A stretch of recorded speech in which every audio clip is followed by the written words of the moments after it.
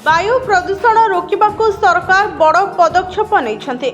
बालेश्वर पर कटक, भुवनेश्वर, अनुगुल और तालचेर सहर में संध्या 6टारू सकाळ 10टा पर्यंत समस्त निर्माण कार्य उपरे कटकणा लगा जाइछे। सहर भितर कौनसी प्रकार भंगा कार्य होई परिबो नहीं। स्थानीय प्रशासन और जातीय राजपथ कर्तृपक्ष दैनिक 3 थर रास्तार पानी सिंचन करेंगे। आवर्जना खोलारे जालिबे नहीं किंबा ढाबारे कोयला जाळेणी व्यवहार हेब नहीं। एथिसह बिना घोड़णी रे कौनसी माल बोझी ट्रक सहर को मध्य प्रवेश करि परिबो नहीं। कटकणा ठीक भावे पालन हेउछि कि नहीं एकथा पुलिस, स्थानीय प्रशासन और समस्त कार्यनिर्वाही संस्था आरटीओ निश्चिंत करिवे।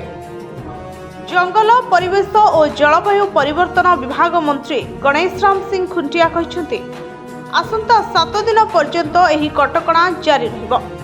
स्थिति देखि परवर्ती निष्पत्ति नियाजिबो। कटक, भुवनेश्वर प्रदूषण स्थिति को विभाग लगातार समीक्षा करुछि। वायु प्रदूषणर प्रकृत कारण खोजिबा एवं एहार स्थायी प्रतिक्रिया पई आज एक उच्च स्तरीय बैठक अनुष्ठित होइछि। भारतीय नागरिक सुरक्षा संहिता सेक्शन 163 अनुଯାयी अनुगुल, बालेश्वर, कटक जिलार जिलापाल पदक्षेप नेबाकू कहुଯାଇଛି। ओडिशा राज्य प्रदूषण नियंत्रण बोर्ड पक्षरु कहुଯାଇଛି गत 3 वर्ष ହେଲା नवेम्बर रु जनवरी मध्य वायु प्रदूषण शीर्ष रे रहिछि।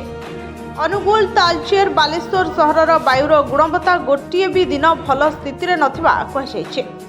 सेबड़ी भुवनेश्वर, कटक, बारिपदा और कलिंगनगर वायु गुणवत्ता अधिकांश समय खराब स्तर दे गति करथिला।